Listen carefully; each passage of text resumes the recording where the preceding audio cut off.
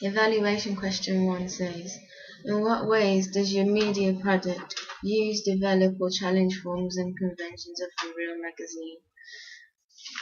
My media product develops conventions of most hip-hop magazines because my contents page contains a title saying contents and the masthead in small next to it, all on the header including the issue number and the date. There's a maximum of 3 images which all contain a page number to indicate to the audience where they can find these articles. These are stereotypical things of a simple hip-hop contents page. Ways I challenge conventions is because I have an editor's letter. I have an editor's letter because it helps the audience understand the way I can write my articles, and it's the informal section for the audience to enjoy. I develop conventions again because I only add 1 column of the articles. As I've seen, most hip-hop magazines tend to do that.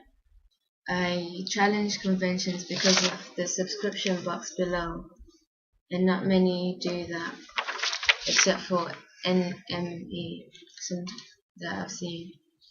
And for my front cover,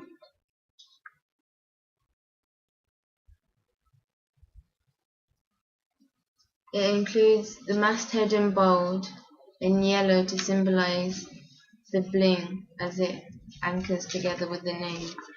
Also, I include a strip and the main image as his head is covering the masthead by a little bit, but not too much, so the audience can understand which magazine it is.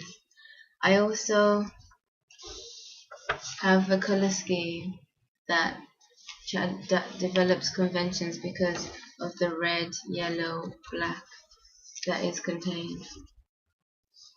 Also, the buzzwords and the different shapes are used, including exclusive and other things, because that's developing conventions of hip-hop magazines and magazines in general.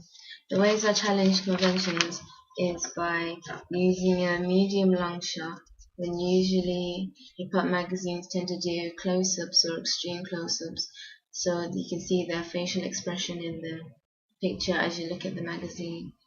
And I also challenge conventions because of the way I've put the cover lines, but I've also challenged because of the way the way these two clash.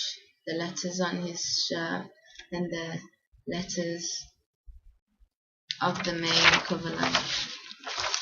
My double page spread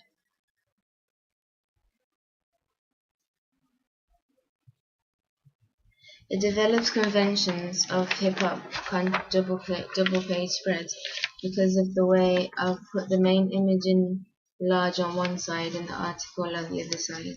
I've also used a drop cap there to show where the article begins and a grab quote to make the article seem more interesting, and the image, an extra image for people because of the age group's pretty young, so they don't really like to read much. And I've also included the subheading, the heading, and the mise-en-scene of the image shows which genre it's of because of the graffiti and the way it dissolves into in the background. I've also added the tags of the website and links to Twitter and Instagram, so the audience feel more involved and want to learn more about the magazine as a new issue. The ways I challenge conventions is by adding the grab quote over 2 columns, as not many do that. They either put it along the bottom or just a circle in the middle on 1 column. I also challenge conventions because I use more than 3 words on the heading, and it's larger because most of them only use small short words to keep their attention and to keep the double page spread seem more fun and enjoyable.